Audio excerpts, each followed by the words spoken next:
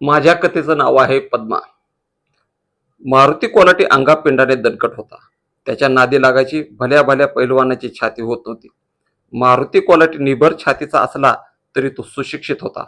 नव्या युगाचे पदरव त्याने ऐकले होते आणि म्हणूनच त्याने कोलेगाव व त्या विभागातील बहुतांशी कोल्हाटी समाजातील मुलींचे तमाशाच्या फडात नाचणे बंद केले होते. मारुती कोल्हाट्याच्या या कृतीमुळे कोलेगावातील वातावरण ढवळले होते. लोककलेचे संवर्धन व्हावे, नवीन युगात लोककला टिकून राहावी, ती काळाच्या पडद्याआड जाऊ नये अशी तळमळ काही लोकांना होती. समाजातील 4 प्रतिष्ठित लोकांनी नाचगाणी सोडलेल्या कोलेगावातील कोल्हाट्यांची मनं वळवण्याचा प्रयत्न केला, पण फुले शाहू आंबेडकर यांच्या विचारांनी भारावलेल्या मारुतीने त्यांना दाद दिली नाही. मारुती गावातील आबरूदार गबरूंना ठणकावून म्हणाला, ज्या लोकांना लोककला जिवंत राहावी असे वाटते, ज्यांना आपल्या संस्कृतीच्या रक्षणाची चाड आहे, त्यांनी आपल्या पुरी सुना खुशाल फडात नाचवाव्यात, मुरळी देवदासी म्हणून सोडाव्यात. वाण्या बामण्यांच्या मुलींना काय तमाशात नाचायचे ते नाचू द्या. त्या जरी तमाशात नाचायला लागल्या आणि खोऱ्याने पैसा ओढायला लागल्या तरी आम्ही आमच्या मुली तमाशाच्या फडात नाचू देणार नाही. आंबेडकरी विचारांनी प्रेरित झालेला समाज आपल्या इतर वंचित शोषित समाजाचे विविध मार्गाने प्रबोधन करू लागला होता. आंबेडकरी जलसाकारांनी ग्रामीण लोकांना समजेल उमजेल अशा भाषेमधून प्रबोधन सुरू केले आणि त्याचा असा परिणाम झाला की इतर मागास समाजात जागृती निर्माण होऊ लागली. आंबेडकरी चळवळीतील तरुण आमच्या धर्मातील लोकांची माथी भडकवत आहेत, काय जागृती करायची आहे ती त्यांनी आपल्या समाजाची करावी, विनाकारण इतर समाजात प्रबोधनाची चळवळ ते का राबवत आहेत आणि आमच्या धर्माचा भाग असलेल्या समाजाला आमच्या धर्माने निर्धारित केलेल्या कामापासून त्यांना का परावृत्त करत आहेत असा प्रश्न त्याच्या मनात निर्माण होत होता आणि ते आंबेडकरी चळवळीतील तरुणांना शिवाशाप देत असत. आंबेडकरवादी तरुणांनी चालवलेल्या वैचारिक चळवळीचा असा परिणाम झाला की कोल्हाटी समाजातील मुलं मुली शाळेत जाऊ लागले. नाचण्याचा सराव करणाऱ्या, तारेवर संतुलन राखण्याचा सराव करणाऱ्या कोल्हाटी डोंबऱ्यांच्या मुली शाळेत मन लावून शिकू लागल्या. मारुती आणि गिरजा कोल्हाटीची मुलगी पद्मा ही सुद्धा इतर कोल्हाट्याच्या मुलीसोबत शाळेत शिकू लागली. तमाशाच्या फडात आपल्या मुली नाचू द्यायच्या नाहीत असा ठाम निर्णय कोल्हेगावातील कोल्हाट्यांनी घेतला आणि या निर्णयामुळे व्यापारी पेठ असलेल्या सदन कोल्हेगावातील वजनदार मंडळींच्या डोळ्यात मारुती कोल्हाटी सलू लागला होता. कोल्हेगावातील कोल्हाट्यांच्या विरोधात हळूहळू वातावरण तापू लागले होते आणि याला कारण म्हणजे कोल्हेगावातील कमी होत चाललेली उलाढाल. आजूबाजूच्या शहरातून खरेदी विक्रीस आलेले व्यापारी, धान्य आडतीत विकायला आलेले शेतकरी, बदलीवर आलेले सडेफटिंग सरकारी कर्मचारी यांचे पावले रात्री विरंगुळ्यासाठी लोककला मंदिराच्या दिशेला वळत. लांबच्या गावावरून धनिक लढीवाळे टेम्पो क्रुझर घेऊन आपल्या मित्र परिवारासहित लोककला मंदिराला आपले पाय धूळ झाडत. तमाशामुळे कोल्हेगावात एक वेगळे चैतन्य निर्माण झाले होते. गाव रसरशीत वाटत होते. नाक्या नाक्यावर तरुणांचे टोळके पान गुटखा खात थट्टा मस्करी करत बसलेले दिसायचे. कोल्हेगावात विकासराव नावाचे रसिक सदन गृहस्थ होते. त्यांचा दबदबा पंचक्रोशीत होता. गावात विकासरावांचे सिनेमाचे थिएटर होते, लॉजिंग बोर्डिंग होते, बिअर बार होता. एकंदरीत विकासराव यांचा धंदा तेजीत होता. हुन्नरी कसबी लोकांना रोजगार मिळू लागला होता, त्यामुळे त्यांच्या हातात ताजा पैसा खेळत होता. पण मारुती कोल्हाट्यांनी सगळा खेळ बिघडवला होता. शौकीन लोक आंबट झाले होते.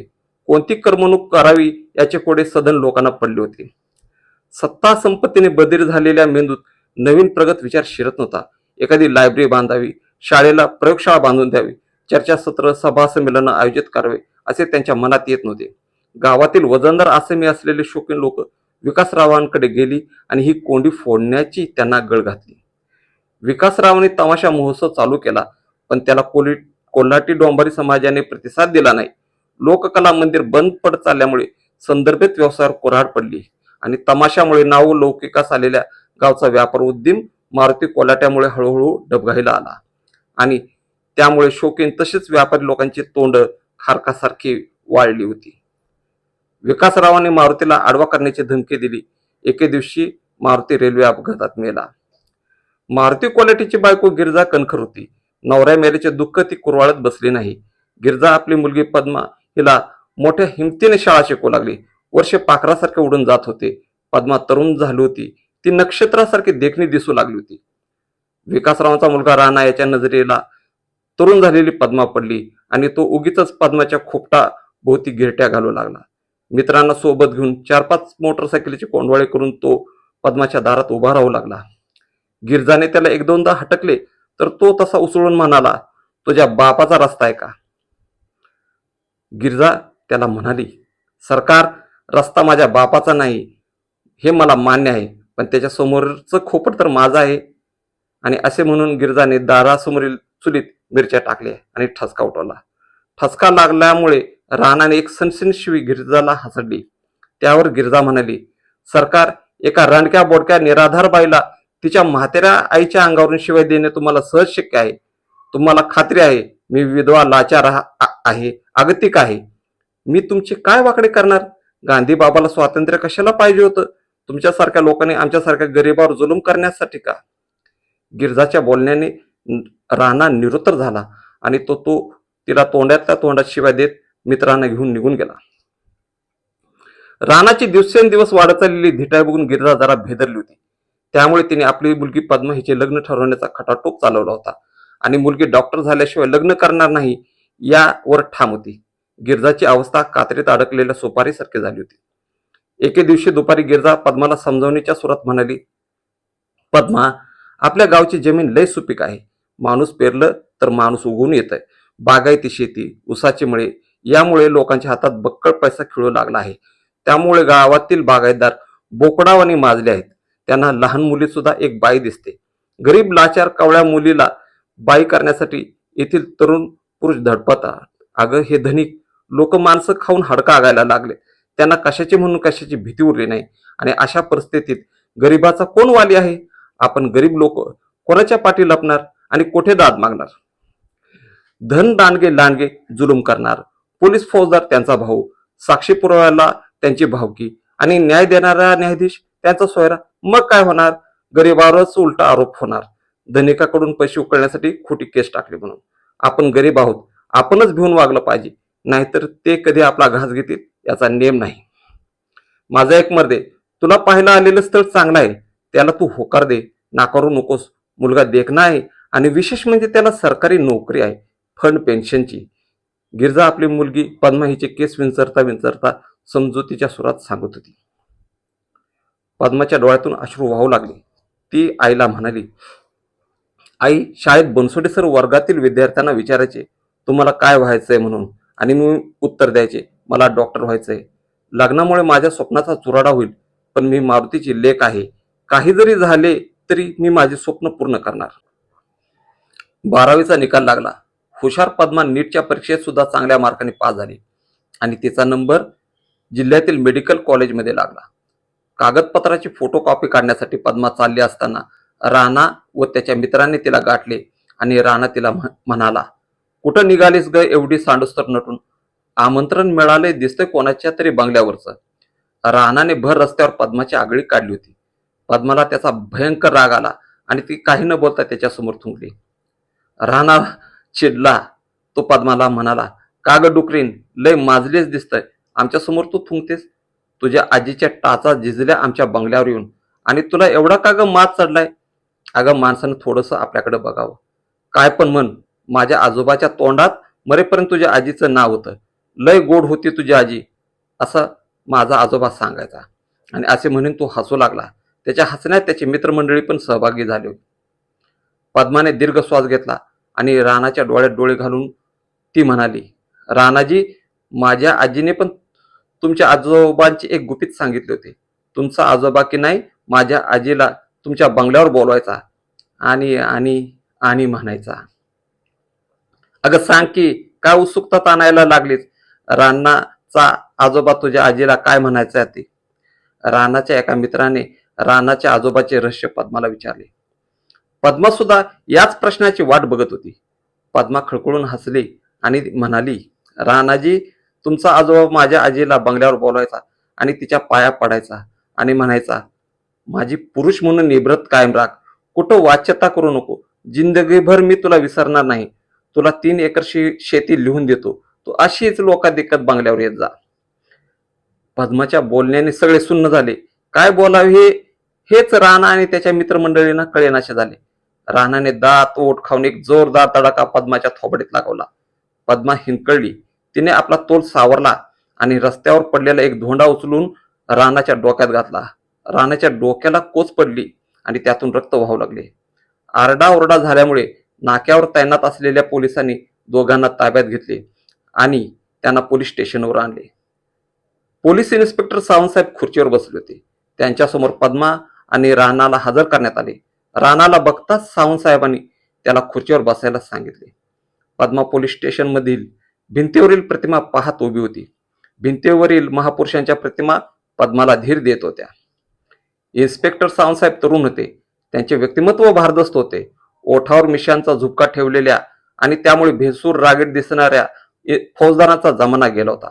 एखाद्या सिनेमातील हिरोसारखे इन्स्पेक्टर सावंतसाहेब देखणे दिसत होते. त्यांच्या एकंदरीत व्यक्तिमत्वावरून पद्माला उगीच विश्वास वाटू लागला होता. तितक्यात इन्स्पेक्टर साहेबांनी घडलेली हकीकत कॉन्स्टेबलला विचारली. बघितलेला प्रकार कॉन्स्टेबलने त्यांना सांगितला. सावंतसाहेबांनी पद्माकडे तोंड केले आणि एक सनसनीत शिवी हासडली आणि म्हणाले, कोणाच्या जीवावर तुला एवढा जोर चढलाय ग? तात्काळ पद्माच्या चेहऱ्यावरील भाव बदलले. इन्स्पेक्टर ग्रामीण जीवनात चांगलाच मोरला हे पद्माने त्याच्या शिवीवरून आणि भाषेवरून जाणले. वास्तविक एका सुशिक्षित अधिकारी पदावरील व्यक्तीने तरुण मुलीला अशी शिवी देणे पद्माला अपेक्षित नव्हते. पद्माला साहेबाचा प्रचंड राग आला. तिने भिंतीवरील छत्रपती शिवाजी महाराज, शाहू महाराज, क्रांतीबा फुले, बाबासाहेब आंबेडकर या महापुरुषाच्या प्रतिमेवर नजर फिरवली आणि ती सावंतसाहेबांना म्हणाली, सावंतसाहेब, आपल्या ज्ञानाच्या कक्षा रुंदावण्यासाठी लोक शिकतात. तुम्ही फक्त आणि फक्त पोटासाठी शिकलात. शिक्षणामुळे बहुजनांची दृष्टी व्यापक होईल.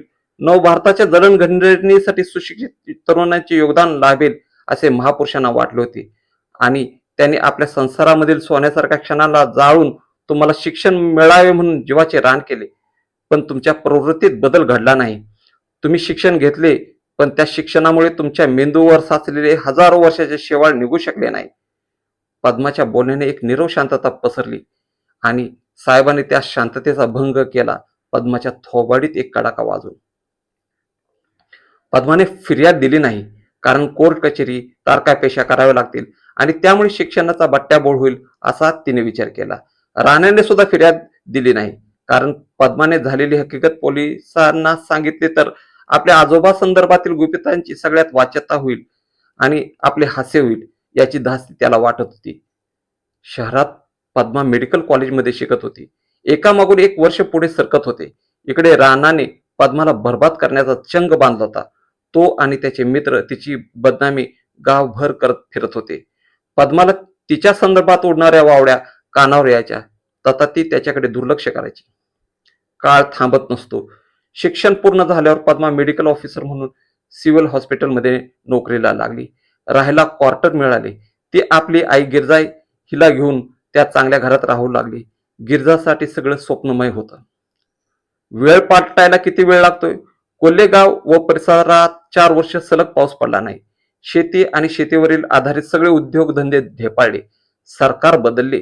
बदललेल्या सरकारांनी कर्ज घेतलेल्या कारखानदार, बागायतदार यांच्या तुंबड्या टाईट केल्या. मोठमोठे धनिक श्रीमान घायकुतीला आले. ज्यांच्या बायकांचे शव मेल्यावर घराबाहेर पडायचे, त्या घरातील बायका रोजगार हमी योजनेच्या कामावर जाऊ लागल्या. अगोदरच विकासराव नादी होते. त्यातच विकासरावांना त्यांच्या बैठकीमधील मित्रांनी त्यांना रेसचा नाद लावला होता. रेसच्या खेळात विकासराव नागवे झाले. प्रॉपर्टीला सील लागायला किती वेळ लागतो. बँकेने कर्जाचा तगादा लावला आणि विकासरावांनी राम म्हटले. बिकट परिस्थितीने पुरते घेरल्यामुळे राणा गांगारला होता. कसं जगायचं हा मोठा प्रश्न त्याला पडला होता. विकासरावांच्या बैठकीत त्यांचा एक पंडित नावाचा हुजऱ्या होता. खाल्लेल्या मटणाला आणि पिलेल्या दारूला पंडित जागला आणि तो राणाला म्हणाला, हे बघ राणा. राणाला नेहमी आदराने संबोधणाऱ्या पंडितने नावाने संबोधल्यामुळे राणाला प्रचंड राग आला, पण त्याने राग गिळला. आता काही दिवसापासून राणाला राग सहन करायची सवय लागली होती. पंडित राणाला म्हणाला, हे बघ राणा, आता पोलीस भरती सुरू होणार आहे. माझ्या ओळखीचे एक अधिकारी आहेत. त्यांना आपण विरोधकांच्या बऱ्याच टिपा देऊन चांगला गब्बर केलाय. ते आपले उपकार विसरलेले नाहीत. मी त्यांना बोलून ठेवलंय. परीक्षेची चिंता तू करू नकोस. शाळा कॉलेजातील परीक्षेत आम्ही तुझा डमी बसवलाच होता की ही पण एक परीक्षा आहे. पळायला सुद्धा दुसऱ्याला लावू आणि मेडिकल टेस्ट नाही. मेडिकल टेस्ट मी देतो, राणा म्हणाला. बरं बाबा, एक काम तरी तू करतोस चांगलं आहे. राणा परीक्षेत पास झाला. मेडिकल टेस्टसाठी ठरलेल्या दिवशी राणा सिव्हिल हॉस्पिटलमध्ये मित्रांच्या घोळक्यासह आला. योगायोगाने पद्माने त्याला पाहिले. पद्मा जुने वैर विसरली होती. आपल्या गावचा माणूस हॉस्पिटलमध्ये आला आहे हे बघून तिला काळजी वाटली आणि ती राणाला म्हणाली, राणेजी कसे आहात? कोण आजारी आहे? माझी काही मदत लागली तर निसंकोच सांगा. दोघातील अंतर, दर्जातील फरक पाहून राणा अत्यंत खिन्न झाला. तो एकाएकी उसळून त्वऱ्यात म्हणाला, 2 रुपये फेकले की लोकांसमोर नाचणारीन, तू काय मला मदत करणार? पैसे फेकले की राजाची राणी समोर नाचते. मला तुझ्या मदतीची गरज नाही. राणाजी, राजा राणीचे राज्य गेले. थोडे जागे व्हा. अजूनही तुमच्या मनात विष खदखदत आहे. किती काळ ते रसायन मनात घेऊन हिंडणार आहात? शरीराला जडलेला महारोग औषधाने बरा होतो, पण मनाला जडलेला महारोग बुद्ध विचाराने बरा होतो. निरोगी मनाने जगायला शिका. झोपडीबाहेर पडलेल्या खेटरांच्या जोड्या मोजता मोजता ज्यांच्या बापजाद्यांची जिंदगी गेली, त्यांच्या पोरी आम्हाला शहाणपणा शिकवायला लागलेल्या आहेत. तू मला तत्वज्ञानाचे डोस पाजू नकोस आणि सरळ निघ जखमा पुसायला, राणा पद्माला म्हणाला. कोण आहे हा अडाणी? एक उच्च शिक्षित डॉक्टरला आपण काय बोलत आहोत, कसं बोलत आहोत याचे काही भान आहे की नाही याला? पद्माची डॉक्टर सहकारी मैत्रीण राणाच्या बोलण्याने संतापली होती. काही नाही ग, आमच्या गावातील धनिक श्रीमान सद्गृहस्थांचे हे चिरंजीव आहेत. लोकमंगल करण्याचे काम करण्यात यांच्या वाडवडिलांचा सिंहाचा वाटा होता. मी शहरात व्यवसाय थाटला आहे आणि माझा व्यवसाय जोरात चाललेला आहे याची प्रसिद्धी आमच्या राणा मालकाने गावात केलेली आहे. कसला व्यवसाय?